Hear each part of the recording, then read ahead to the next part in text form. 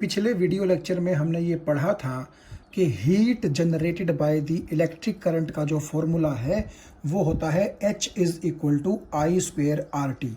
यहाँ पर I का मतलब है करंट कितना फ्लो कर रहा है, R का मतलब है रेजिस्टेंस कितना है कंडक्टर का, और T का मतलब है कितने टाइम तक करंट उस कंडक्टर के अंदर फ्लो कर रहा है। इसके अलावा पिछले वीडियो लेक्चर में हमने इलेक्ट्रिक पावर का भी फॉर्मूला देखा था और इलेक्ट्रिक पावर को हमने बोला था कि इलेक्ट्रिक पावर का मतलब होता है कि आपका जो इलेक्ट्रिकल इक्विपमेंट है वो कितनी इलेक्ट्रिकल एनर्जी कंज्यूम करता है कितने टाइम में, यानी कि electrical energy consumed by the electrical appliance per unit time. तो इसका जो फॉर्मूला था पावर का वो था एनर्जी कंज्यूम्ड यानी कि E, टाइम का मतलब T, E बाई टी। और ये वाले जो तीन फॉर्मूले आपको पावर के नज़र आ रहे हैं पिछले वीडियो लेक्चर में हमने इनको भी डिराइव किया था।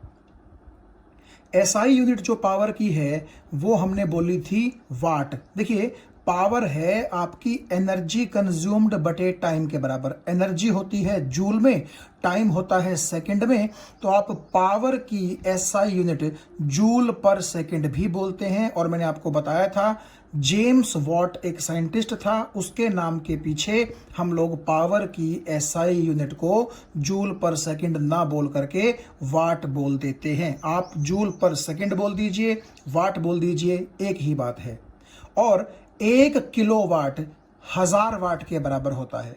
देखिए ये चीज़ क्या है, पावर की जो यूनिट है SI वो तो होगी वाट ही, लेकिन कभी कभी हमें किलोवाट की ज़रूरत पड़ेगी। देखिए आप थोड़ा सा इस चीज़ को यूँ समझिए, SI यूनिट डिस्टेंस की मीटर होती है कि नहीं होती है, लेकिन अगर आपको डिस्टेंस बताना हो तो आप मीटर बहुत कम यूज़ करते हैं, किलोमीटर यूज़ करते हैं कि नहीं करते।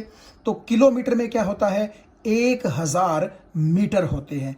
तो ये जो किलो शब्द है KILO जिसका सिंबल है K, इसका मतलब ही क्या होता है, 1000। ठीक है, तो 1 किलोवाट का मतलब क्या हो जाएगा, 1000 वाट। यानी कि आप ये देखिए वाट को तो आप वाट ही रहने दीजिए, 1000 की जगह आपने क्या शब्द यूज कर दिया, किलो। ठीक है, तो 1000 वाट मिलकर के क्या बनाते हैं, 1 किलोवाट आवर। हमें जरूरत पड़ेगी कहीं ना कहीं इस चीज की, आगे हम देखेंगे इस चीज को। तो पावर होती है एनर्जी बटे टाइम, एनर्जी कंज्यूम्ड बटे टाइम। तो एनर्जी कंज्यूम्ड किसके बराबर हो जाएगी, पावर इनटू टाइम। ये चीज आपको समझ में आ गई होगी।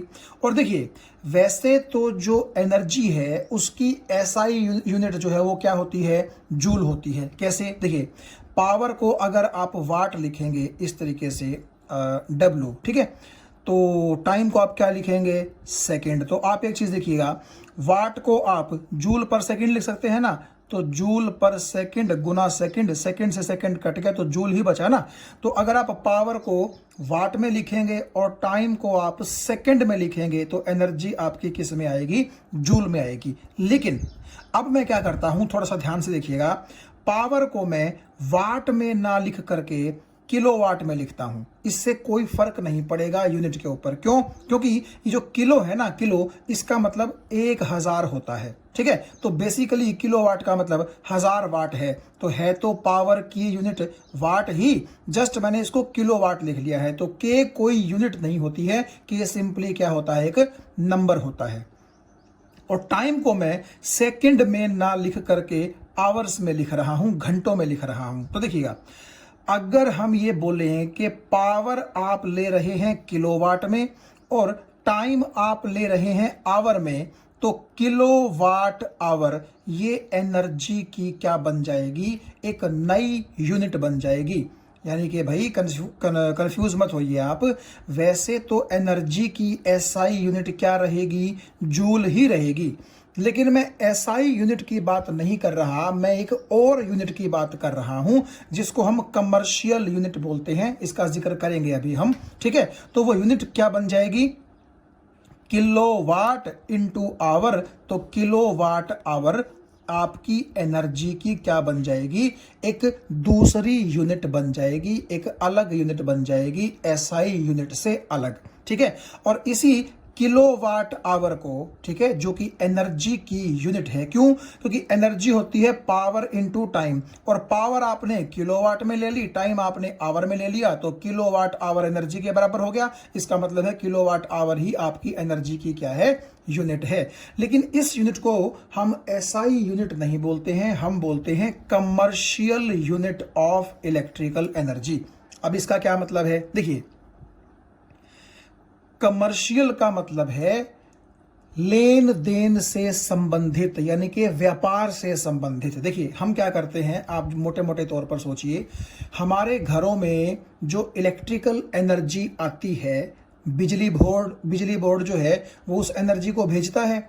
अब होता यह है कि हम उस एनर्जी का यूज़ करते हैं इलेक्ट्रिकल इक्विपमेंट्स को चलाने में, और महीने के लास्ट में हमें क्या करना पड़ता है, उस इलेक्ट्रिकल एनर्जी के लिए एक अच्छी खासी रकम पे करनी पड़ती है, ठीक है। मीटर का बिल आता है कि नहीं आता हमारे घरों में, तो हमें क्या करना पड़ता है, उस इलेक्ट्रिकल एनर्जी को जो हम यूज़ कर रहे हैं उसके लिए बिजली बोर्ड को हमें बिल चुकाना पड़ता है। तो इसका मतलब है कि बिजली बोर्ड जो है वो आपकी इलेक्ट्रिकल एनर्जी को बेच रहा है और आप उसको खरीद रहे हैं। यही तो बात हुई ना, तो यही तो व्यापार होता है, एक बंदा बेचता है, दूसरा बंदा खरीदता है। तो क्योंकि हम कितनी एनर्जी ले रहे हैं बिजली बोर्ड से, उतना ही हमें बिल भी पे करना पड़ता है। तो व्यापार हो रहा है यहाँ पर इलेक्ट्रिकल एनर्जी का, और व्यापार को इंग्लिश में क्या बोलते हैं, कॉमर्स, और कॉमर्स से बन जाता है कमर्शियल। तो इसीलिए ये जो किलोवाट आवर है इसको कमर्शियल यूनिट बोलते हैं।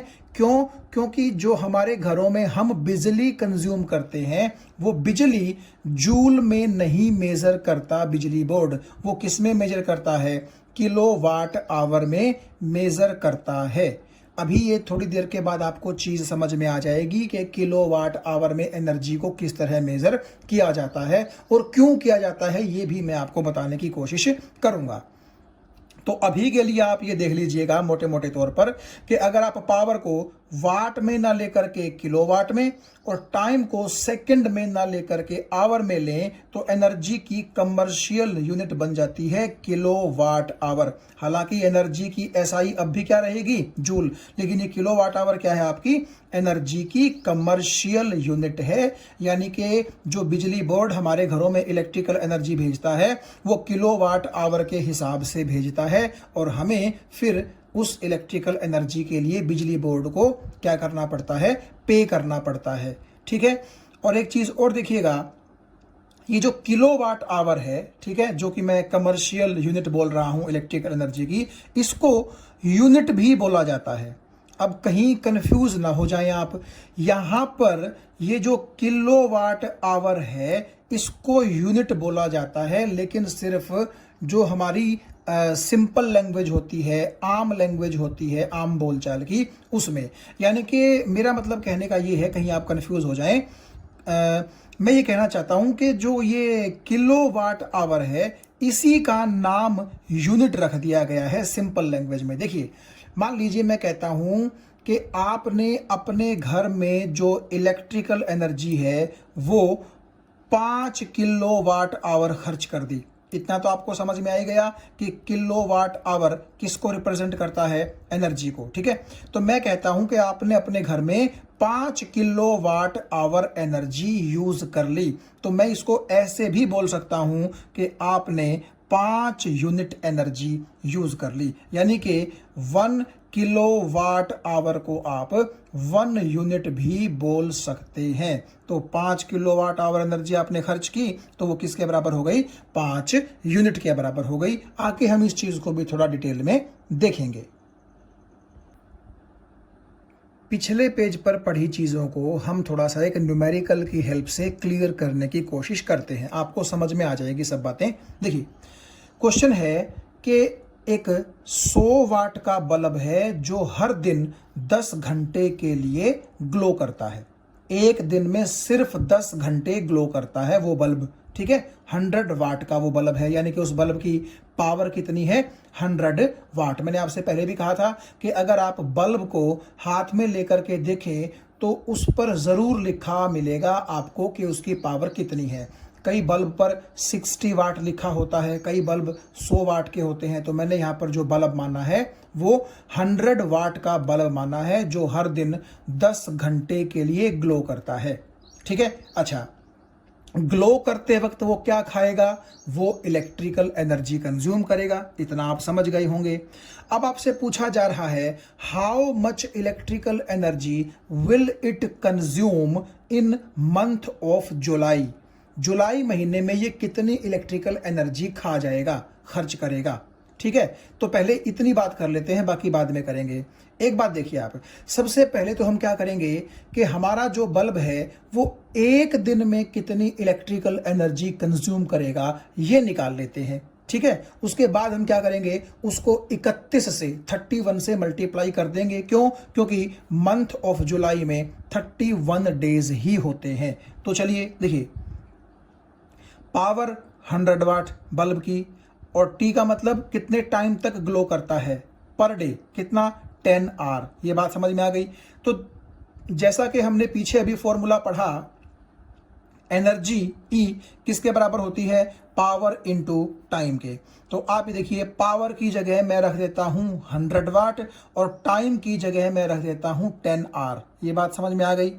तो अब देखिएगा, 100 और 10 आपके कितने बन जाएंगे, 1000, और इस वाट आवर को मैं WH लिख करके साइड में रख लेता हूं।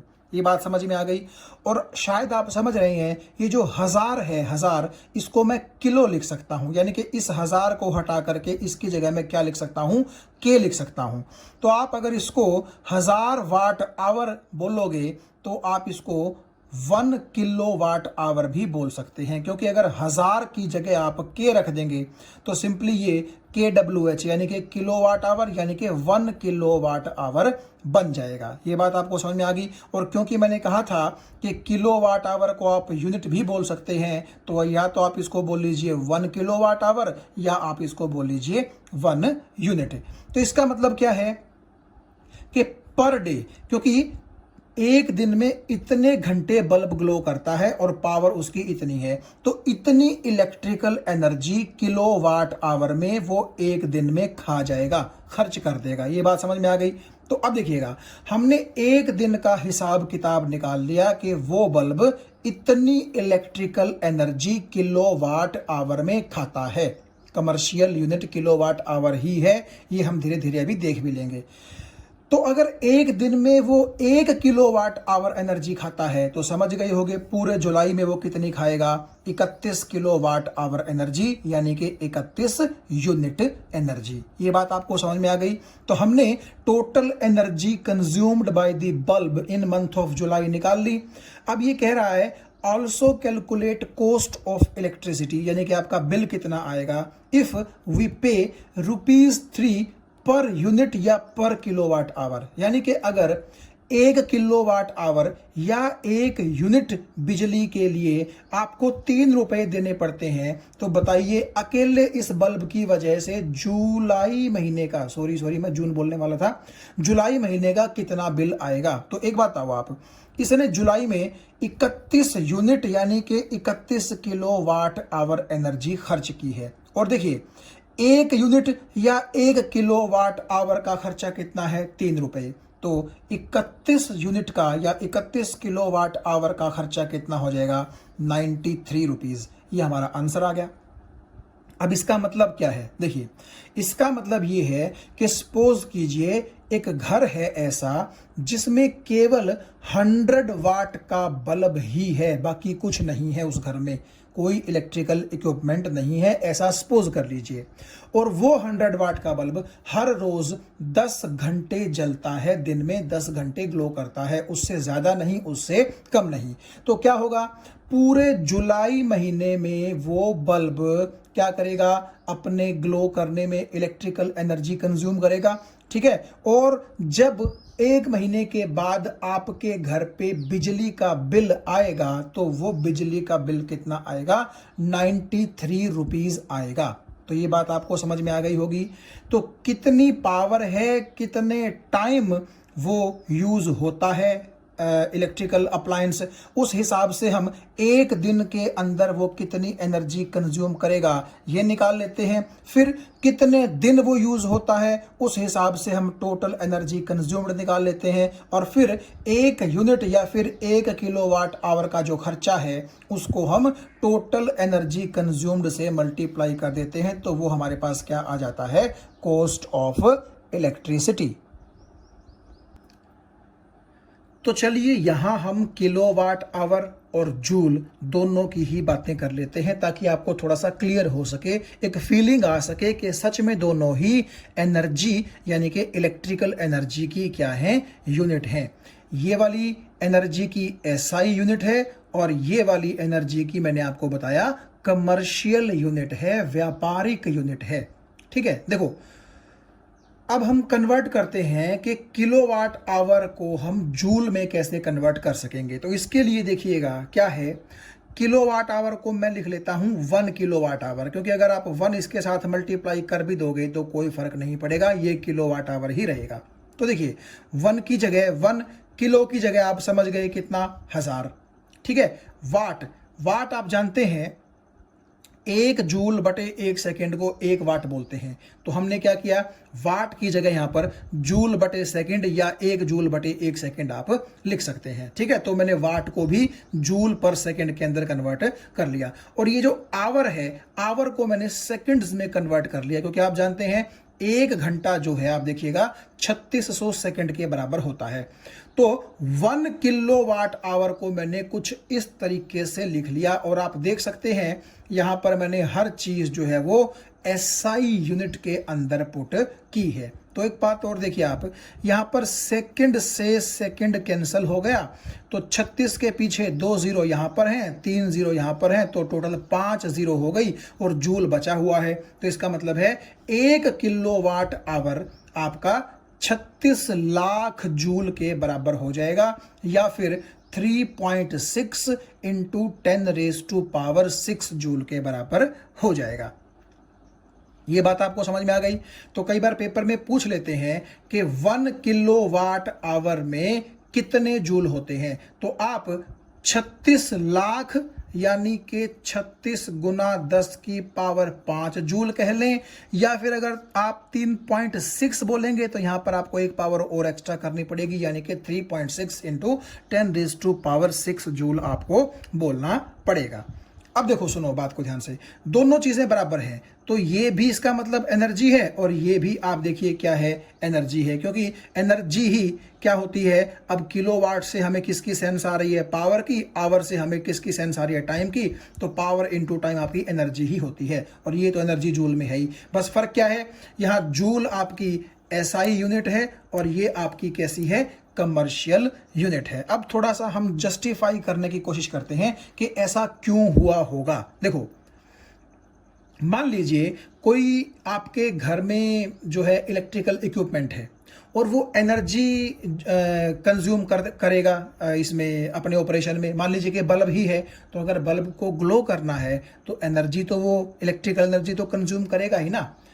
मान लो कोई आपसे बोलता है कि वो bulb 1 kilowatt hour energy consume कर गया। हमें सुन के थोड़ा सा अच्छा लगता है कि चलो यार 1 किलोवाट आवर एनर्जी कंज्यूम कर गया, इसका मतलब क्योंकि इसके साथ 1 लगा हुआ है तो शायद थोड़ी बहुत ही एनर्जी उसने खर्च की होगी। ठीक है, खाई होगी, कोई बात नहीं, खाएगा वो जलेगा तो। लेकिन अगर कोई बंदा आपको ये बोल दे कि भाई तेरा बल्ब 36 लाख जूल एनर्जी खा गया, तो एक बार तो बंदे को हार्ट अटैक हो जाएगा कि यार पता नहीं कितनी एनर्जी खा गया और पता नहीं कितना बिल मेरे घर पर आएगा। ठीक है, तो कई बार क्या होता है, हमें बड़ी चीजों के साथ डील करना मुश्किल हो जाता है, तो हम वहां पर क्या करते हैं, उन बड़ी चीजों से एक नई यूनिट बना देते हैं। देखिए मैं थोड़ा सा आपको इस तरीके से भी समझाता हूं। आप समझते हैं कि जो डिस्टेंस है उसकी हालांकि एसआई यूनिट क्या होती है, मीटर होती है, लेकिन आप कहीं कहीं किलोमीटर का भी तो यूज करते हैं ना। जरूरी नहीं है कि हम हमेशा एसआई यूनिट का यूज करें। अब वैसे आपको पता है कि 1 किलोमीटर में 1000 मीटर होते हैं, ठीक है। अब अगर मैं आपको बोलूं कि भाई आपने जो है ना 1 किलोमीटर का डिस्टेंस पैदल चलना है, तो आप चलने के लिए तैयार हो भी जाओगे। और 1 मिनट के लिए सोच लीजिए, अगर 1 किलोमीटर की बजाय मैं आपको ऐसे बोलूं कि आपको 1000 मीटर पैदल चलना है, तो हालांकि दोनों बातें एक ही हैं, लेकिन क्योंकि यहां पर किलोमीटर के साथ 1 है और यहां मीटर के साथ 1000 है, तो हमारा दिमाग क्या करता है, बड़ी चीज सुनते ही चाहे 1 सेकंड के लिए ही सही, लेकिन कंफ्यूज हो जाता है। अगर मैं आपको बोलूं 1 किलोमीटर चलना है तो आप राजी हो जाएंगे, लेकिन अगर आपको बोलूं कि 1000 मीटर चलना है तो 1 मिनट आप सोचेंगे 1000 मीटर, अच्छा अच्छा अच्छा अच्छा, फिर आप सोचोगे कि अच्छा 1000 मीटर का मतलब 1 किलोमीटर है, चलो कोई नहीं, चल पड़ेंगे। तो इसीलिए क्या होता है, कई बार यहां पर अगर आपका नंबर बढ़ जाता है ना, तो हम इस नंबर को छोटा करने के लिए क्या करते हैं, एक अलग यूनिट का यूज कर लेते हैं। तो ये देखिए, अगर कोई आपसे कहे कि आपका बल्ब 36 लाख जूल एनर्जी खा गया, कंज्यूम कर गया, तो बंदा सोचेगा भाई पता नहीं इस बार का तो बिजली का बिल कितना आएगा, मैं तो बर्बाद हो गया, मैं तो लुट गया, है ना। लेकिन अगर उसी को ये कहा जाए कि भाई 36 लाख जूल जो है वो 1 किलोवाट आवर के बराबर होता है, ठीक है। और जैसा कि आपने पिछले न्यूमेरिकल में अभी देखा कि 1 किलोवाट आवर एनर्जी का खर्चा मैंने कितना बताया था आपको, 1 किलोवाट आवर एनर्जी का 3 रुपए बताया था। तो देखो इस एनर्जी का भी खर्चा 3 रुपए, इस एनर्जी का खर्चा भी 3 रुपए, दोनों बराबर है ना। लेकिन एक बार ऐसा सुनने में लगता है कि जैसे इतनी एनर्जी अगर खर्च हो गई तो शायद बहुत ज्यादा एनर्जी खर्च हो गई। तो इसीलिए हमें क्या करना पड़ता है, कई बार बड़ी चीजों को हमें छोटी चीजों के अंदर कन्वर्ट करना पड़ता है। लेकिन आप ये देख सकते हैं कि वो भले ही किलोवाट आवर में 36 लाख से छोटा हो, लेकिन किलोवाट आवर जो यूनिट है वो बड़ी है। ये बात आपको समझ में आ गई कि नहीं आ गई? क्योंकि आप ये मत सोचिएगा कि यहाँ पर अगर 1 लग गया तो ये यूनिट छोटी है, नहीं, ये यूनिट बड़ी है। आप यहाँ देखिए इस चीज को, 1000 मीटर और 1 किलोमीटर, तो ये तो तुम भी जानते हो ना कि मीटर छोटी यूनिट होती है और किलोमीटर क्या होती है, बड़ी यूनिट होती है। और हमेशा ऐसा होगा, यूनिट बड़ी होगी तो नंबर छोटा होगा, और यूनिट छोटी होगी तो उसके साथ का नंबर आपको बड़ा मिलेगा, ठीक है। तो मुझे उम्मीद है ये चीज आपको समझ में आ गई होगी कि ऐसे ना बोल के कि भाई बल्ब तेरा 36 लाख जूल एनर्जी खा गया, ऐसा मत बोलिए, किसी को अटैक आ जाएगा। आप ये बोलिए कि आपके बल्ब ने 1 किलोवाट आवर एनर्जी खर्च की है। और इसी चीज को आप ऐसे भी बोल सकते हैं कि आपकी मीटर के अंदर 1 यूनिट की रीडिंग निकल आई है। इस किलोवाट आवर का ही आप एक तरह से ये बोल सकते हैं देसी नाम है क्या, यूनिट। यानी इसका मतलब ये है, अगर मैं आपको थोड़ा सा यहां स्पेस बना करके समझाने की कोशिश करूं, मान लीजिए एक बंदे ने जो है नया मीटर लगवाया है, और उस मीटर में सपोज कीजिए कुछ इस तरीके से 1 2 3 4 चारों जो बॉक्स हैं उनमें 0000 लिखा हुआ है। इसका मतलब उसने कोई इलेक्ट्रिकल एनर्जी कंज्यूम नहीं की। मीटर घर में लगाते ही क्यों है, इस चीज का हिसाब किताब रखने के लिए कि आप कितनी इलेक्ट्रिकल एनर्जी खर्च कर रहे हैं, फिर उसी के अकॉर्डिंग आपको पे करना पड़ता है। तो जब नया मीटर लगवाया था उसने, तो कोई एनर्जी उसने कंज्यूम नहीं की थी। तो सपोज करो 1 महीने के बाद जब वो रीडिंग लेने के लिए मीटर की कोई सरकारी बंदा आया, तो वो ये देखता है कि यहां पर 2 लिखा है, ठीक है। तो इसका मतलब ये है 20, यानी कि 20 रीडिंग निकाल दी हैं आपके मीटर ने। ये बात आपको समझ में आ गई? 20 का मतलब क्या है, 20 किलोवाट आवर। ये जो मीटर के अंदर इस तरह से नंबरिंग लिखी होती है ना, ये नंबरिंग ही बेसिकली हमें बताती है कि हम कितना किलोवाट आवर एनर्जी खर्च कर चुके हैं। तो अगर 1 महीने के बाद उस बंदे के मीटर में यहां 20 लिखा आता है, इसका मतलब ये है कि वो बंदा 20 किलोवाट आवर इलेक्ट्रिकल एनर्जी 1 महीने में खर्च कर चुका है। या आप इसको ऐसे भी बोल सकते हैं कि हमारे मीटर ने 20 यूनिट निकाल दी। तो आपने कभी ना कभी अपने घर में इस तरह की बातें अपने माँ बाप को सुना होगा करते हुए कि आज तो मीटर ने इतनी यूनिट्स निकाल दी। तो उन यूनिट्स का मतलब बेसिकली किससे होता है, किलोवाट आवर से होता है। और ये आपके मीटर के अंदर आपको बताता है मीटर के भैया आपने इतनी इलेक्ट्रिकल एनर्जी कंज्यूम की है। और फिर क्या होता है, 1 किलोवाट आवर एनर्जी का या 1 यूनिट एनर्जी का जो खर्चा होता है उसको इससे मल्टीप्लाई करके हम क्या करते हैं, बिल जनरेट कर लेते हैं कि इतना आपको खर्चा भरना है। हम तो क्या जनरेट करते हैं, बेसिकली इलेक्ट्रिसिटी डिपार्टमेंट जो है वो जनरेट करता है। तो मुझे उम्मीद है ये चीज आपको समझ में आ गई होगी। एसआई यूनिट में तो एनर्जी को जूल में मेजर करेंगे, मगर कमर्शियल यूनिट में हम क्या यूज करेंगे, किलोवाट आवर, यानी कि इसका दूसरा नाम जो होता है यूनिट, ये हम यूज करेंगे। तो अब आप देखिए एक न्यूमेरिकल और है हमारे पास, थोड़ा सा आपकी क्लैरिटी के लिए। एक रेफ्रिजरेटर है जो 400 वाट का है, तो पावर उसकी कितनी हो गई, 400 वाट। 8 घंटा पर डे चलता है, तो कितने टाइम के लिए चलता है, 8 घंटों के लिए। तो एक दिन में वो कितनी इलेक्ट्रिकल एनर्जी खा जाएगा, तो एनर्जी होती है पावर इनटू टाइम।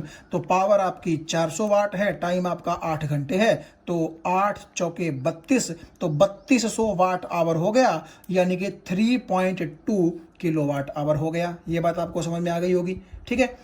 आप ऐसा कर सकते हैं, किलो की जगह अगर 1000 रखेंगे तो 1000 को 3.2 से मल्टीप्लाई करके देखिएगा, आंसर यही आएगा। तो 3200 वाट आवर का मतलब है 3.2 किलोवाट आवर। तो इतनी एनर्जी वो एक दिन में खर्च कर देता है। कौन, फ्रिज या फिर रेफ्रिजरेटर। अब कह रहा है कि इसको ऑपरेट करने के लिए 30 दिन में हमें कितनी एनर्जी जो है वो खर्च करनी पड़ेगी। अब एक दिन में इतनी एनर्जी खर्च करता है तो 30 दिन में कितनी करेगा, 30 से मल्टीप्लाई कर दो तो आपका आ जाएगा 96 किलोवाट आवर, यानी कि 96 यूनिट।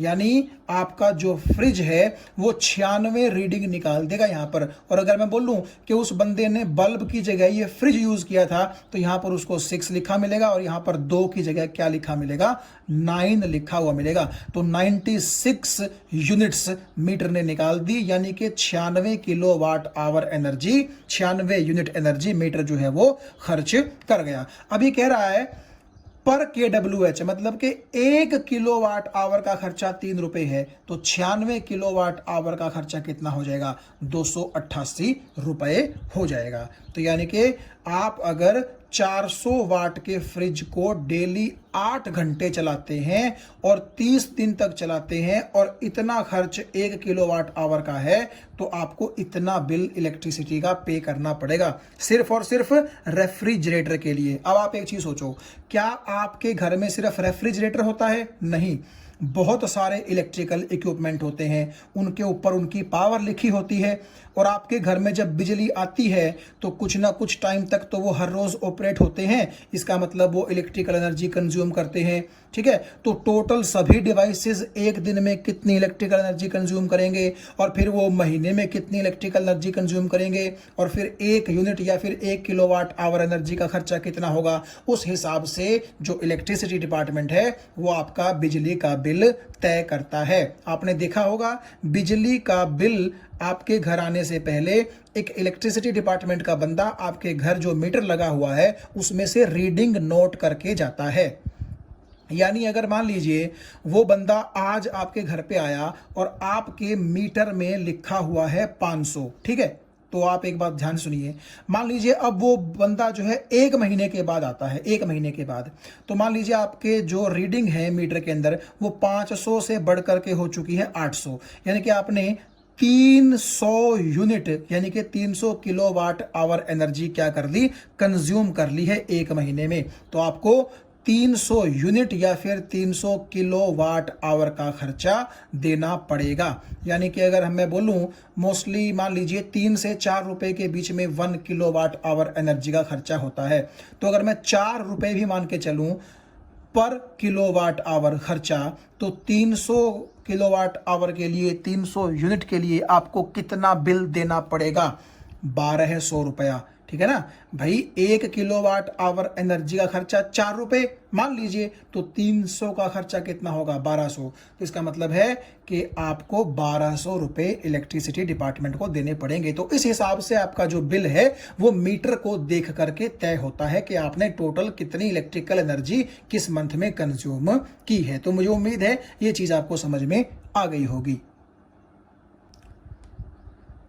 तो यहां आप देखिए एक न्यूमेरिकल आपके सामने है। ये न्यूमेरिकल वैसे देखा जाए तो बड़ा आसान है, लेकिन इससे हम काफ़ी चीज़ें सीखेंगे जो आने वाले सेक्शंस में हम यूज़ करेंगे। तो आप यहां ध्यान से देखिएगा, ये एक 4 ओम का रेजिस्टेंस है और ये एक 6 ओम का रेजिस्टेंस है। दोनों देखिए कहाँ जुड़े हुए हैं आपस में, एक के बाद एक जुड़े हुए हैं, यानी कि सीरीज में जुड़े हुए हैं। और मैंने एक 20 वोल्ट की बैटरी इन दोनों के ऊपर लगा रखी है। ये आप समझते हैं एक एमीटर है, और ये V1 और ये V2 ये दोनों क्या हैं, वोल्ट मीटर्स हैं। आपने करना क्या है, आपने एमीटर और वोल्ट मीटर जो ये दोनों हैं, एक एमीटर है और 2 वोल्ट मीटर हैं, इनकी रीडिंग बतानी है कि कितनी होगी। देखिए ये सिर्फ आपको पजल करने के लिए इस तरह से लैंग्वेज चेंज की गई है। अदरवाइज मुझे एक चीज बताइए आप, एम मीटर जो है वो क्या पढ़ता है, करंट की वैल्यू ही तो पढ़ता है। तो अगर आपसे कोई पूछ रहा है find the reading of ammeter, तो सिंपली आपसे पूछ रहा है कि कितना करंट सर्किट में फ्लो करेगा। बस उसने लैंग्वेज को चेंज कर दिया। और देखिए वोल्ट मीटर क्या मेजर करता है, पोटेंशियल डिफरेंस बिटवीन 2 पॉइंट्स। तो आपको इस पॉइंट और इस पॉइंट के बीच में ये वोल्ट मीटर पोटेंशियल डिफरेंस पढ़ करके बताएगा, और इस पॉइंट और इस पॉइंट के बीच में ये वाला वोल्ट मीटर पोटेंशियल डिफरेंस पढ़ करके बताएगा। तो 1 मिनट के लिए आप मेरी बात को ध्यान से सुनिएगा। इस A को और इस V1 V2 को आप मान लीजिए ये सर्किट में प्रेजेंट ही नहीं है, यानी कि सर्किट आपका कुछ इस तरीके से है कि ये एक 4 ओम का रेजिस्टेंस है, ये एक 6 ओम का रेजिस्टेंस है। ये आप यहाँ ड्रॉ कर लीजिए एक बार, ये 4 ओम का, ये 6 ओम का। 4 ओम के साथ आपका बैटरी का पॉजिटिव है और 6 ओम के साथ आपका बैटरी का नेगेटिव है। तो इसका मतलब है ये 20 वोल्ट की बैटरी कुछ इस तरीके से जुड़ी हुई है। ये 4 ओम का, ये 6 ओम का, और ये 20 वोल्ट की आपकी बैटरी हो गई। तो अब एक चीज देखिएगा, आप आपसे अगर कोई पूछे कि कितना करंट सर्किट में फ्लो करेगा, तो दोनों रेजिस्टेंसेस क्योंकि सीरीज में है, तो सीरीज में दोनों का इक्विवेलेंट कितना हो जाएगा, 6 और 4 10, ठीक है। तो 10 ओम तो यहां पर आ गया जी रेजिस्टेंस, और बैटरी की वोल्टेज कितनी है जी 20 वोल्ट। तो ओहम्स लॉ लगा करके V is equal to IR आप यहां से करंट निकाल सकते हैं। तो करंट कितना आ जाएगा, V अपॉन R। V का मतलब है 20, R का मतलब है टोटल रेजिस्टेंस दोनों का जो कितना है 10। तो यहां पर करंट कितना आ जाएगा 2 एम्पियर। ये बात आपको समझ में आ गई। और मैंने आपसे कहा था कि अगर रेजिस्टेंसेस सीरीज में है तो यहां से जो ये 2 एम्पियर का करंट निकलेगा, वो 2 एम्पियर का करंट एम मीटर के अंदर से होता हुआ पास करेगा, ताकि एम मीटर अंदाजा लगा सके, पढ़ सके कि कितना करंट मेरे अंदर से जा रहा है। तो जैसे ही 2 एम्पियर का करंट एम मीटर के अंदर से पास करेगा, तो एम मीटर हमें रीडिंग पढ़ करके बता देगा कितनी, 2 एम्पियर। तो आंसर आ गया इसका, find the reading of ammeter. उसके बाद मैंने आपसे पहले भी कहा था कि अगर रेजिस्टेंसेस सीरीज में है तो उनमें से करंट कैसा पास करेगा, सेम पास करेगा। तो यही 2 एम्पियर करंट 4 ओम में से और यही 6 ओम में से पास करता हुआ यूं इस सर्किट के अंदर क्या करेगा, चक्कर लगाता रहेगा। तो ये चीज तो हमें समझ में आ गई कि रीडिंग ऑफ एम मीटर क्या है। क्योंकि एम मीटर करंट मेजर करता है, तो करंट आपका 2 एम्पियर फ्लो कर रहा है, तो इसका मतलब है reading of ammeter will be 2 amperes. अब V1 और V2 यानी कि जो ये 2 वोल्ट मीटर हैं, इनकी रीडिंग क्या होगी ये हम देखने की कोशिश करते हैं। इसको बड़े सिंपल शब्दों में मैं आपको बताता हूं, ज्यादा कंफ्यूज होने की जरूरत ही नहीं है। देखिए ये 2 एम्पियर का करंट कुछ इस तरीके से फ्लो करेगा। अब देखो ये वाला पॉइंट और ये वाला पॉइंट, आपको ऐसा नहीं लगता कि 4 ओम के 2 टर्मिनल्स हैं? ये बात सही है। और ये जो V1 वोल्ट मीटर है, यानी कि पहला वोल्ट मीटर है, आप देखिएगा वोल्ट मीटर का एक सिरा इस पॉइंट से जुड़ा हुआ है, वोल्ट मीटर का दूसरा सिरा इस पॉइंट से जुड़ा हुआ है। तो बेसिकली जिन दो पॉइंट्स के बीच में वोल्ट मीटर जुड़ा हुआ है, उन्हीं दोनों पॉइंट्स के बीच का ही तो पोटेंशियल डिफरेंस ये वोल्ट मीटर क्या करेगा, मेजर करेगा। तो एक बात बताओ आप मुझे, मैंने आपको ओहम्स लॉ लगाने का तरीका बताया था, V is equal to IR। ठीक है, तरीका क्या था? तरीका ये था कि जिन दो पॉइंट्स के बीच में आपको V देखना है, यानी कि पोटेंशियल डिफरेंस देखना है, उन्हीं के बीच का करंट ले लो और उन्हीं के बीच का रेजिस्टेंस ले लो। तो एक बात देखो आप, इस पॉइंट और इस पॉइंट के बीच में करंट कितना फ्लो करेगा? 2 एम्पियर। तो करंट की जगह रख दीजिए 2, और रेजिस्टेंस, तो इन दोनों पॉइंट्स के बीच में रेजिस्टेंस कितना है? 4 ओम का। तो 4 दूनी कितना हो गया? 8 वोल्ट। यानी कि इन दोनों पॉइंट्स के बीच में पोटेंशियल डिफरेंस कितना होगा? 8 वोल्ट। तो नेचुरली V1 भी आपको कितनी रीडिंग देगा? 8 वोल्ट ही तो देगा। तो इसलिए मैंने लिखा रीडिंग, सॉरी ये तो एमीटर की बात हो रही है, रीडिंग ऑफ वोल्ट मीटर। तो V1 का मतलब है पहला वोल्ट मीटर आपको कितने रीडिंग देगा? तो कितनी रीडिंग देगा वो? 8 वोल्ट देगा। ठीक है, इसी तरह V2 का मतलब है सेकंड वोल्ट मीटर आपको कितनी रीडिंग देगा, ये आप समझ ही गए होंगे। देखिए ये जो सेकंड वोल्ट मीटर है, ये 6 ओहम के जो ये दो टर्मिनल हैं, इनके बीच का पोटेंशियल डिफरेंस देगा। तो आप इन दोनों टर्मिनल्स के बीच का potential difference V is equal to IR लगा करके निकाल लो, वही आपके V2 की रीडिंग हो जाएगी। तो क्या होगा? देखिए 2 एम्पियर करंट ही तो यूं फ्लो करेगा, क्योंकि सीरीज में करंट सेम होता है। तो इस पॉइंट से इस पॉइंट के बीच में करंट कितना फ्लो कर रहा है? 2 एम्पियर। तो I की जगह 2 लिख दो। R का मतलब है इन दोनों के बीच का रेजिस्टेंस जो कि 6 है, तो 6 दूनी कितना हो गया? 12 है। यानी कि इन दोनों पॉइंट्स के बीच में 12 वोल्ट का पोटेंशियल डिफरेंस है। इसका मतलब V2 की रीडिंग कितनी होगी? 12 वोल्ट होगी। तो ये बड़ा आसान सा सवाल था। देखिए बड़े आराम से हमने इसको क्या कर लिया, सॉल्व कर लिया। जस्ट एक सिंपल लैंग्वेज ना दे करके थोड़ा सा लैंग्वेज को बदला गया है।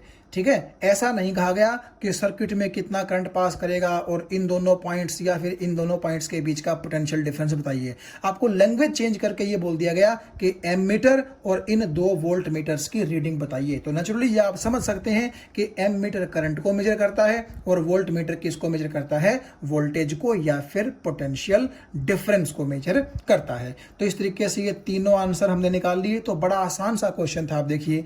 और एक चीज और यहां से आप देख सकते हैं, वो ये कि जब मैं आपको total resistance in series combination करवा रहा था, तो वहां मैंने आपको बताया था कि हर एक रेजिस्टेंस के ऊपर जो वोल्टेज होती है, उन वोल्टेजेस का सम अप्लाइड वोल्टेज के बराबर होता है। तो देखिए 4 ओम के 2 टर्मिनल के बीच में potential difference V1 volt meter पड़ेगा, वो कितना है? 8 वोल्ट।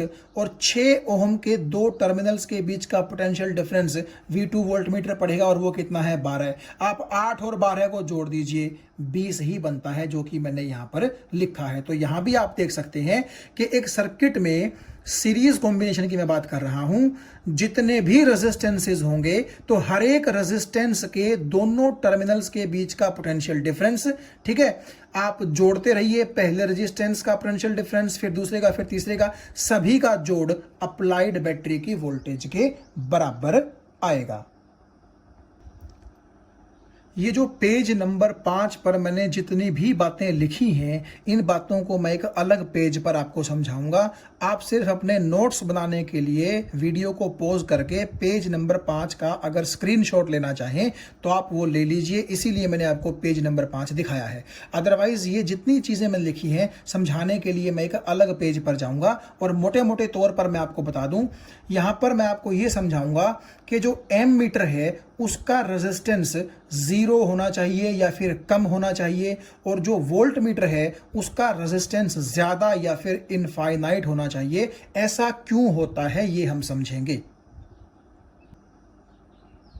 तो वो चीज़ शुरू करने से पहले ये जो पेज नंबर 6 पर एक न्यूमेरिकल है और जो 2 बातें लिखी हुई हैं, इनका जिक्र मैं कर लेता हूं। उसके बाद पेज नंबर 5 की चीज़ों पर जो हम बात कर रहे थे वो हम समझेंगे। देखिए मैंने लिखा है कि एम मीटर को हमेशा सीरीज में जोड़ा जाता है और वोल्ट मीटर को हमेशा पैरेलल में जोड़ा जाता है। अब इसका क्या मतलब है, मैं पिछले ही पेज पर आपको लेकर के एक बार चलता हूं। यहां आप देखिएगा, देखो अगर आप इन दोनों रेजिस्टेंसेस की बात करें 4 ओहम और 6 ओहम, इनके साथ आप देखिए एमीटर सीरीज में जोड़ा गया है। क्यों? क्योंकि एमीटर के बाद पहला रेजिस्टेंस, पहले रेजिस्टेंस के बाद दूसरा रेजिस्टेंस, तो इस तरह से जो कॉम्बिनेशन होता है वो सीरीज कॉम्बिनेशन ही तो होता है। मैंने आपको बताया था, एक के बाद दूसरा, दूसरे के बाद तीसरा, तीसरे के बाद चौथा, इस तरह एंड टू एंड कनेक्शन ही क्या कहलाता है, सीरीज कॉम्बिनेशन। तो इसका मतलब ये हुआ कि आप ये बोल सकते हैं कि एमीटर को सर्किट में किस तरह जोड़ा जाता है, सीरीज में जोड़ा जाता है। यानी कि आप ऐसा ही बोल सकते हैं कि एमीटर का ये है फर्स्ट टर्मिनल और ये वाला है एमीटर का सेकंड टर्मिनल। रेजिस्टेंस का ये है फर्स्ट टर्मिनल और इसी रेजिस्टेंस का ये है सेकंड टर्मिनल। तो आपने क्या किया, एमीटर का लास्ट टर्मिनल रेजिस्टेंस के फर्स्ट टर्मिनल के साथ कनेक्ट कर रखा है, एंड आगे भी आपने ऐसा ही कर रखा है। इस रेजिस्टेंस का लास्ट और इस रेजिस्टेंस का फर्स्ट आपस में कनेक्ट कर रखा है। तो इस तरह जब हम जोड़ते थे चीजों को कि पहली का लास्ट और दूसरी का फर्स्ट टर्मिनल एक साथ जुड़ता था, एक के बाद एक जुड़ता था, तो वो सीरीज कॉम्बिनेशन कहलाता था। तो आप यहां देख सकते हैं एमीटर कहां जुड़ा हुआ है, सीरीज में, इसको याद रखिएगा। अब देखिए वोल्ट मीटर को पैरेलल में क्यों बोलते हैं हम, देखिए 4 ओहम का ये है पहला सिरा और 4 ओहम का ये है दूसरा सिरा। आपको ये बात समझ में आ गई। वोल्ट मीटर का मान लीजिए ये है पहला सिरा और ये वाला है वोल्ट मीटर का दूसरा सिरा।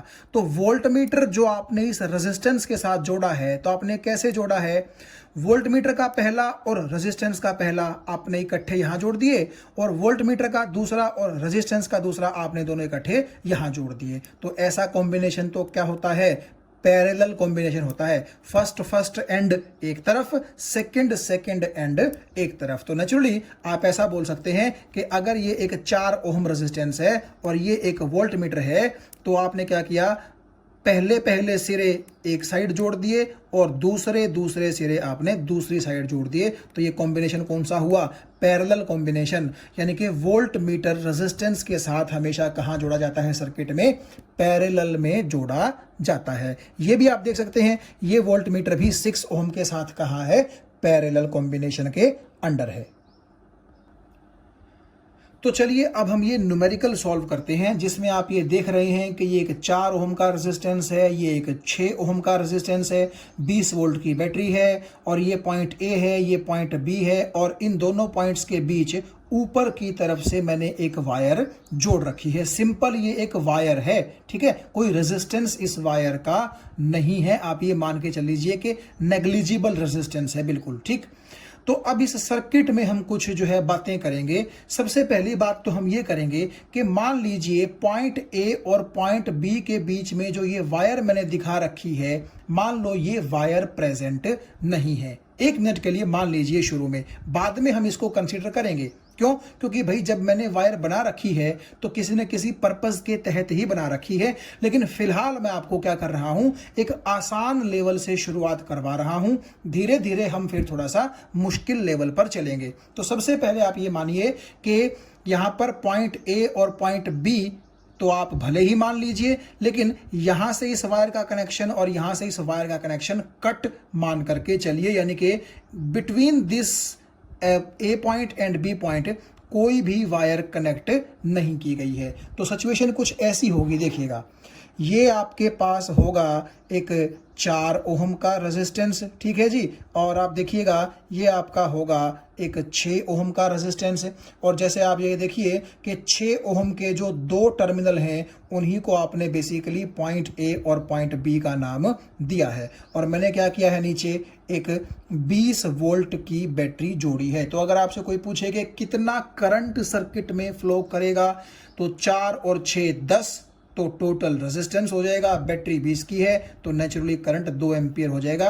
पीछे भी हम ये न्यूमेरिकल निकाल चुके हैं। तो आप यहां पर एक बार देखें, मैंने क्या लिखा है, if no wire is connected between A and B then I is equal to 2 ampere. यानी कि तब सर्किट में कितना करंट फ्लो करेगा, 2 एम्पियर का करंट फ्लो करेगा। अब नेक्स्ट सिचुएशन पे आप ध्यान दीजिएगा, ये कह रहा है कि अगर वायर कनेक्ट कर दी जाए, यानी कि नो आप कट कर दीजिए, if wire is connected between A and B, तब करंट बढ़कर के कितना हो गया है, देखिए 5 एम्पियर हो गया है। अब ये कैसे हुआ, इस चीज को हम जरा ध्यान से देखने की कोशिश करते हैं। तो देखिए ऐसा कैसे हुआ। देखिए ये पॉइंट ए है और ये पॉइंट बी है। पहले तो इन दोनों के बीच ये वायर आप क्या कर दीजिए, कनेक्ट कर दीजिए। ठीक है, हो गई कनेक्ट। अब होगा ये, जब ये वायर कनेक्ट नहीं की गई थी तब तो सर्किट में कितना करंट फ्लो कर रहा था, 2 एम्पियर करंट फ्लो कर रहा था, जो कि मैंने यहां पर लिखा भी है। तो आपके दिमाग में ये क्वेश्चन जरूर आ रहा होगा कि ये वायर जुड़ने से करंट बढ़ कैसे गया, क्या हो गया। देखिए आपको मैंने एक चीज बताई थी कि सपोज कीजिए इस ब्रांच में कुछ करंट चल रहा है, मान लीजिए आई करंट चल रहा है। सपोज कीजिए कितना करंट चल रहा है, आई।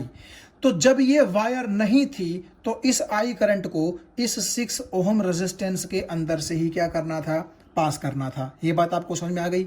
लेकिन जब आपने ए और बी के बीच में ये वायर जोड़ दी है तो आपने बेसिकली करंट को अब 2 रास्ते, 2 ऑप्शन दे दिए हैं। और मैं क्या कह रहा हूं कि ये जो वायर है, मान के चलिए इसका बिल्कुल नेग्लिजिबल रेजिस्टेंस है। तो एक बात बताओ, जो ये करंट आई आ रहा है, सपोज कीजिए कि पीछे से आई करंट आ रहा है, हमें वैल्यू नहीं पता उसकी, ठीक है।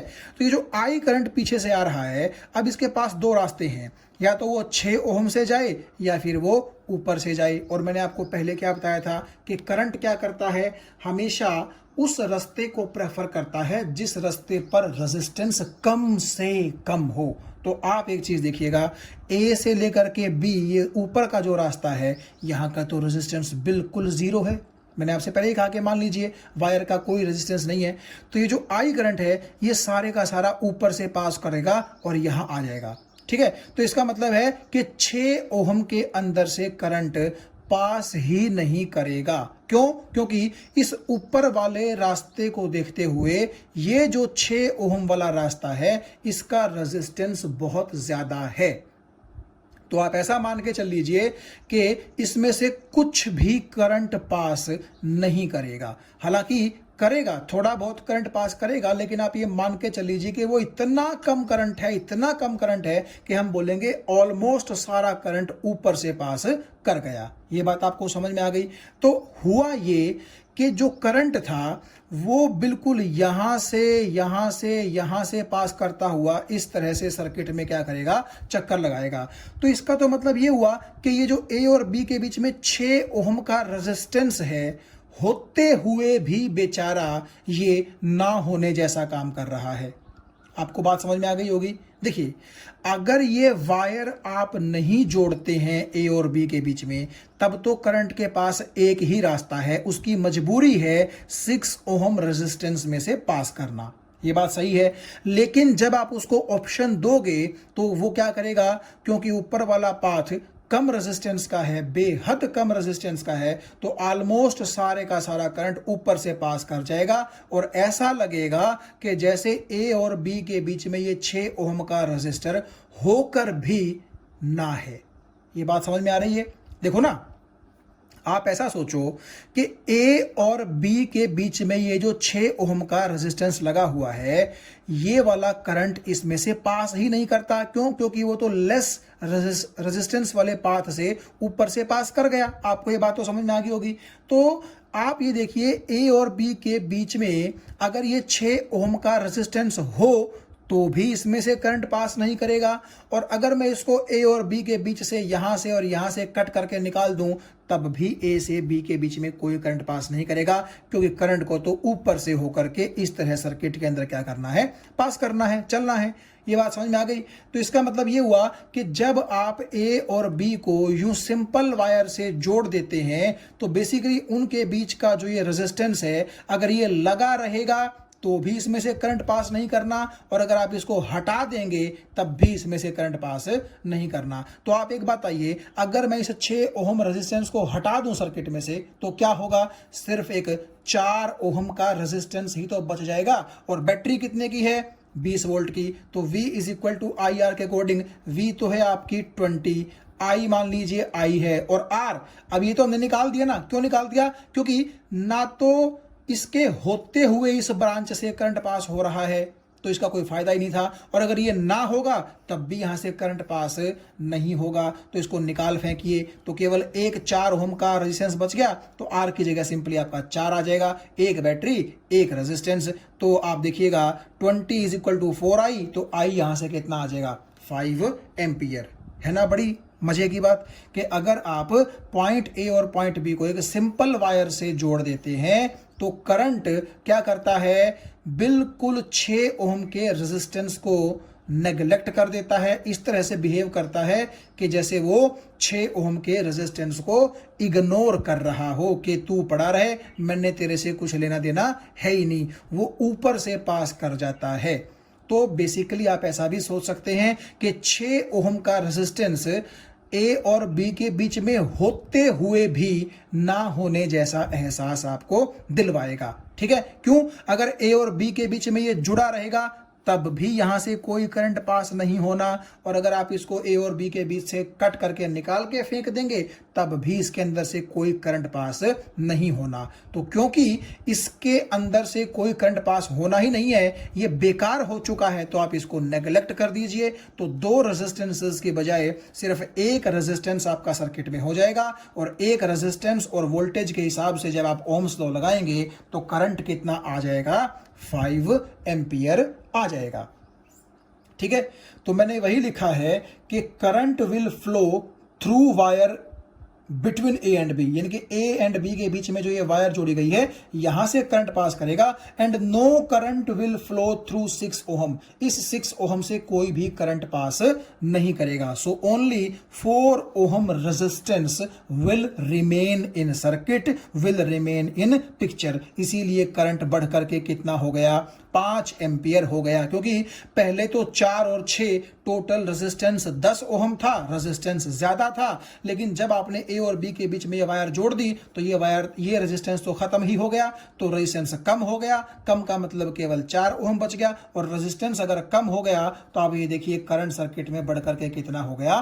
5 एम्पियर हो गया। तो मुझे उम्मीद है ये चीज आपको समझ में आ गई होगी। इसीलिए मैंने क्या किया, पहले तो ए और बी के बीच में ये वायर मान ली कि नहीं है, तब तो 2 एम्पियर करंट आया था क्योंकि दोनों रेजिस्टेंस सर्किट के अंदर थे, और जब मैंने कहा कि ए और बी के बीच में ये वायर जोड़ दी गई है तब आप देखिएगा ये रेजिस्टेंस तो बेसिकली सर्किट से गायब ही हो गया, तो रेजिस्टेंस कम होने की वजह से करंट आपका बढ़ करके कितना हो गया? 5 एम्पियर हो गया। तो ये बड़ा अच्छा सवाल है इस चीज को समझने के लिए कि हमेशा जो करंट है वो लेस रेजिस्टिव पाथ से फ्लो करना पसंद करता है। इसको मैं एक अगले पेज पर एक और अलग तरीके से भी आपको समझाने की कोशिश करता हूं। तो यहां आप देखिएगा मैंने वही डायग्राम फिर से बनाया है। देखो, मैंने आपको बताया था कि बैटरी अगर 20 वोल्ट की है तो मान लीजिए नेगेटिव टर्मिनल 0 वोल्ट पर है, तो पॉजिटिव कितने पर हो जाएगा? 20 वोल्ट पर। ये चीज समझ में आई? तो अगर ये 20 वोल्ट पर है तो ये भी 20 वोल्ट पर, और ये भी कितने वोल्ट पर हो जाएगा? 20 वोल्ट पर। अगर नेगेटिव टर्मिनल 0 वोल्ट पर है तो यहां का भी पोटेंशियल 0 हो जाएगा, यहां का भी 0 हो जाएगा, यहां का भी 0 हो जाएगा, और यहां का भी 0 हो जाएगा, और यहां का भी कितना हो जाएगा? 0। क्योंकि मैंने आपसे पहले ही कहा था कि अगर 2 पॉइंट्स सिंपल वायर के साथ जुड़े हुए हैं तो वहां पोटेंशियल सेम रहता है, यानी कि अगर यहां का पोटेंशियल 0 है तो यहां का भी पोटेंशियल कितना होगा? 0 होगा। ठीक है? तो इस तरीके से आप ये देख सकते हैं। अब एक चीज आप देखिएगा ध्यान से, जो ये 4 ओम रेजिस्टर है इसका एक टर्मिनल 20 वोल्ट पर है, और दूसरा टर्मिनल जो कि ए ही मान के चल लो वो कितने वोल्ट पर है? 0 वोल्ट पर। तो अगर मैं V is equal to I R लगाऊं इन दोनों पॉइंट्स के बीच में तो 20 माइनस 0, तो V आ गया 20। मान लीजिए यहां से यहां I करंट फ्लो करता है, सपोज कीजिए I, तो I की जगह I आ गया। R का मतलब है इन्हीं दोनों पॉइंट्स के बीच का रेजिस्टेंस यानी कि 4, तो यहां से I देखो आप कितना आ गया? 5 एम्पियर आएगा कि नहीं आ गया? वही वैल्यू आ गई यूं की यूं, तो यहाँ का आपका करंट आ गया 5 एम्पियर, यानी कि बैटरी से 5 एम्पियर का करंट फ्लो करेगा। और देखिए अगर आप ये देखिएगा कि इन दोनों पॉइंट्स के बीच में करंट कितना है? 5 एम्पियर। तो क्या ये 5 एम्पियर में से कुछ इस तरफ फ्लो करेगा या फिर सारे का सारा ऊपर से चला जाएगा? जी हां, सारे का सारा करंट कहां चला जाएगा? ऊपर से होता हुआ यूं फ्लो करता रहेगा।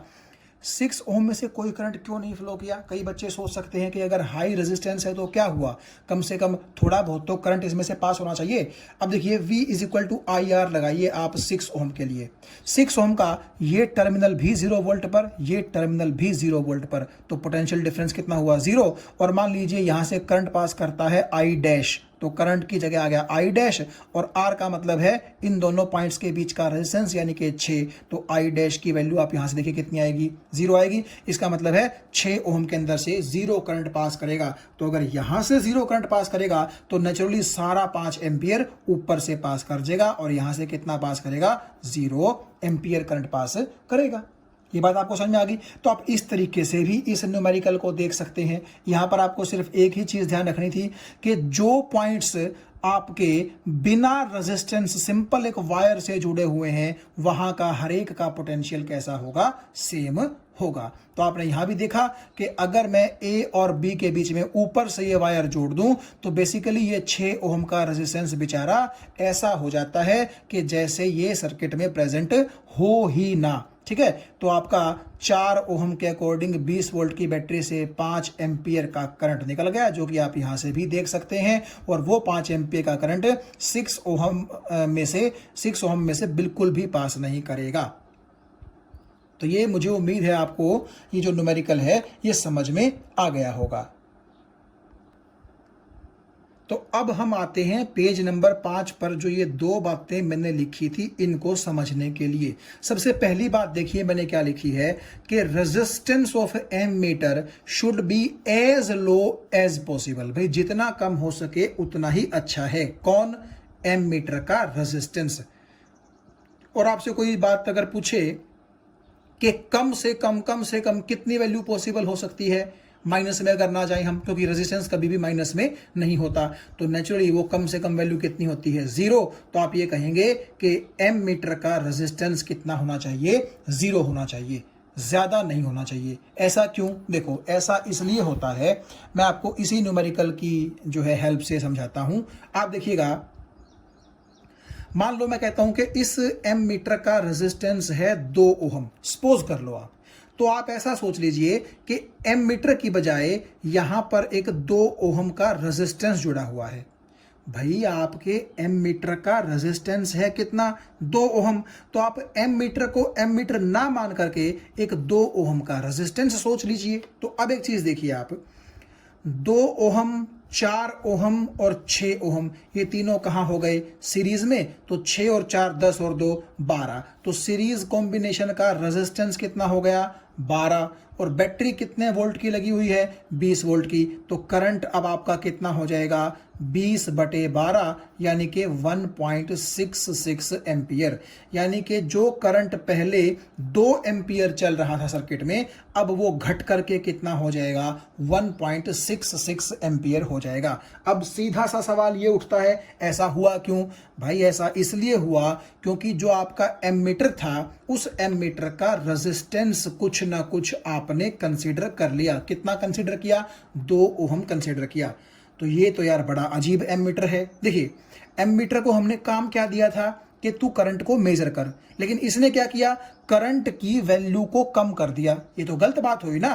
काम तो हमने इसको दिया करंट को मेजर करने का, लेकिन इसने करंट को कम कर दिया। हमने इसको ये थोड़ा ही बोला था कि तू करंट को कम कर दे, हमने तो इसको कहा था कि तू करंट को मेजर कर। ठीक है, तो इसका मतलब ये है कि अच्छा एमीटर कौन सा होता है? अच्छा एमीटर वो होता है जिसका खुद का रेजिस्टेंस कितना हो? 0 हो। क्यों? देखो अगर मैं ये मान लूं कि एमीटर का रेजिस्टेंस 0 ओम है तो 6 ओम प्लस 4 ओम 10, 10 प्लस 0 10, तो तब तो आपका तीनों का सीरीज कॉम्बिनेशन 10 ही रहेगा। और अगर 10 होगा रेजिस्टेंस तो 20/10 करंट आपका कितना होगा? 2 एम्पियर होगा। तो इसका मतलब यह हुआ कि अगर हम ये चाहते हैं कि सर्किट में एमीटर जोड़ा जाए सिर्फ करंट को मेजर करने के लिए, वो करंट की वैल्यू के साथ छेड़छाड़ ना करे, कम ज्यादा ना करे करंट की वैल्यू को, तो नेचुरली उसका रेजिस्टेंस कितना होना चाहिए? 0 ही होना होना चाहिए, क्योंकि अगर उसका रेजिस्टेंस 0 से ज़्यादा हुआ तो जितना रेजिस्टेंस ज़्यादा होगा इन दोनों में उतना ज़्यादा जुड़ेगा और करंट की वैल्यू उतनी ही क्या होती चलेगी, कम होती चलेगी। तो वो गड़बड़ हो जाएगी बात। क्यों? क्योंकि हमने, आप खुद सोचिए, यहां पर एमीटर लगाया क्यों था? सिर्फ इसलिए कि हम ये देख सकें कि इन दोनों रेजिस्टर्स से 20 वोल्ट की बैटरी का कितना करंट पास करता है। जबकि इस बेवकूफ ने क्या किया, इसने खुद का रेजिस्टेंस इन दोनों के साथ जुड़वा दिया और करंट की वैल्यू को कम कर दिया। This is not acceptable. हमने करंट को मेजर करने के लिए एमीटर लगाया था, करंट की वैल्यू के साथ छेड़छाड़ करने के लिए एमीटर नहीं लगाया था। तो इसका मतलब है, अगर आप चाहते हैं कि एमीटर लगने के बाद सिर्फ करंट की अच्छे से अच्छी वैल्यू और करेक्ट वैल्यू ही मेजर हो, कोई गलती ना हो, तो उस एमीटर का रेजिस्टेंस जितना कम हो उतना अच्छा है। और मैं तो कहूंगा कि उस एमीटर का रेजिस्टेंस कितना होना चाहिए, 0 ओहम होना चाहिए। तो मुझे उम्मीद है ये चीज आपको समझ में आ गई होगी कि एमीटर का रेजिस्टेंस 0 ओहम क्यों होना चाहिए। क्योंकि अगर 0 ओहम रेजिस्टेंस होगा एमीटर का, तो वो खुद का कोई रेजिस्टेंस सर्किट के अंदर नहीं इंट्रोड्यूस करेगा और करंट की वैल्यू पर कोई फर्क नहीं पड़ेगा। वो सिर्फ करंट की वैल्यू को क्या करेगा, मेजर करेगा बड़ी करेक्टली।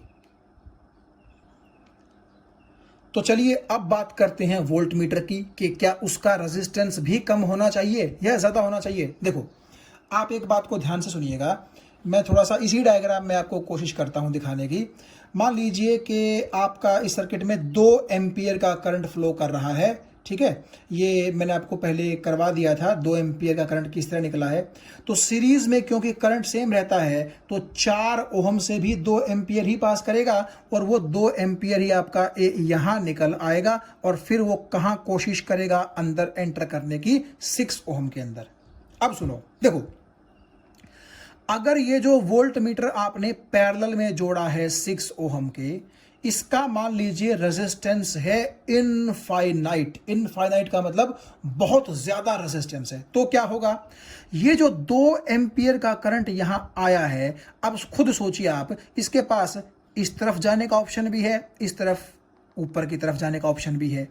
तो ये जो 2 एम्पियर का करंट है जो कि आपके 4 ओम से बेसिकली निकल के आया है, बैटरी ने इतना ही करंट छोड़ा था, तो क्या ये 2 एम्पियर का करंट ऊपर की तरफ जाएगा? अब नहीं। आपने कहा कि इस वोल्ट मीटर का रेजिस्टेंस कैसा है, इनफाइनाइट। इनफाइनाइट का मतलब इतना ज्यादा है, इतना ज्यादा है कि आप इसको ऑलमोस्ट मान सकते हैं कि ये जो ऊपर वाली ब्रांच है इसमें से 0 करंट फ्लो करेगा, क्योंकि जितना ज्यादा रेजिस्टेंस होगा ब्रांच का, वहां से करंट उतना ही कम फ्लो करेगा। तो क्योंकि इस वोल्ट मीटर का रेजिस्टेंस बहुत ज्यादा है, इनफाइनाइट है, तो 2 एम्पियर करंट का कुछ पार्ट ऊपर की तरफ बिल्कुल नहीं फ्लो करेगा, बल्कि सारे का सारा करंट आपका 6 ओहम के अंदर से पास कर जाएगा। और अगर ऐसा हुआ तो क्या होगा, देखो, ये वाला जो टर्मिनल है और ये वाला जो टर्मिनल है, इनके बीच का पोटेंशियल डिफरेंस कितना होगा, इन दोनों के बीच रेजिस्टेंस 6 और इन दोनों के बीच करंट कितना पास कर रहा है, 2, तो 2 गुना 6 कितना हो जाएगा, 12 वोल्ट। ये हम पहले भी बात कर चुके हैं और यही 12 वोल्ट ये वोल्ट मीटर हमें पढ़ करके बता देगा। बात बन गई। अब सोचिए कुछ इस तरीके से कि मान लो इस वोल्ट मीटर का रेजिस्टेंस बेहद कम है, बेहद कम, ठीक है, मतलब इनफाइनाइट नहीं है, बहुत ही कम रेजिस्टेंस है। तो अब क्या होगा, ये जो 2 एम्पियर का करंट है ना, जैसे ही इस पॉइंट पर पहुंचेगा, ये देखेगा कि यार इस तरफ रेजिस्टेंस है 6 ओम और ऊपर वाली ब्रांच का रेजिस्टेंस कम है, जैसा कि अभी अभी मैंने आपको पीछे एक न्यूमेरिकल करवाया था, ठीक है ना। तो आपको पता है करंट की तो फितरत है क्या, कि कम रेजिस्टेंस वाले रास्ते से फ्लो करेगा। तो सपोज कीजिए कि ऊपर के रास्ते से कुछ करंट फ्लो कर गया, मान लीजिए 2 एम्पियर में से 1 एम्पियर ऊपर करंट फ्लो कर गया, सपोज कर लीजिए, हमें तो सिर्फ चीजों को समझना है। तो अगर ऊपर की तरफ 1 एम्पियर करंट फ्लो कर गया, तो अब आप ये सोचिए कि 6 ओहम में से कितना करंट फ्लो करेगा। भाई एक बात देखो, 2 एम्पियर करंट आ रहा था, 1 ऊपर चला गया, तो नेचुरली इस 6 ओहम में से तो 1 एम्पियर ही तो पास करेगा। भाई आपको ये चीज समझ में आ गई। और अगर अब मैं देखूं कि इस पॉइंट और इस पॉइंट के बीच में 1 एम्पियर का करंट पास हो रहा है और इस पॉइंट के बीच में 6 ओम का रेजिस्टेंस है, तो 6 गुना 1, तो दोनों पॉइंट्स के बीच में पोटेंशियल डिफरेंस कितना हो जाएगा? 6 वोल्ट हो जाएगा।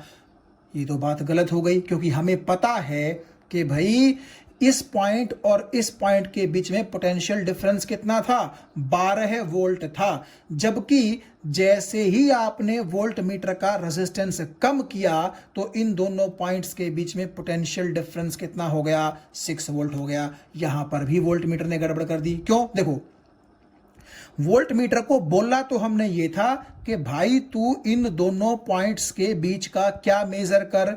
पोटेंशियल डिफरेंस मेजर कर। तो पोटेंशियल डिफरेंस मेजर तो उसको करना चाहिए था कितना? 12 वोल्ट। लेकिन उसने खुद क्या किया?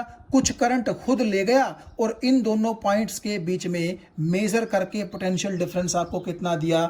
6 वोल्ट का पोटेंशियल डिफरेंस मेजर करके दिया। ये तो गलत बात हो गई ना, क्योंकि हमने उसको ये कहा था कि तू इन दोनों पॉइंट्स के बीच का पोटेंशियल डिफरेंस मेजर कर। हमने उसको ये थोड़ा ही कहा था कि कुछ करंट को तू बहला फुसला के अपने पास बुला ले। ये तो गलत बात हो गई ना।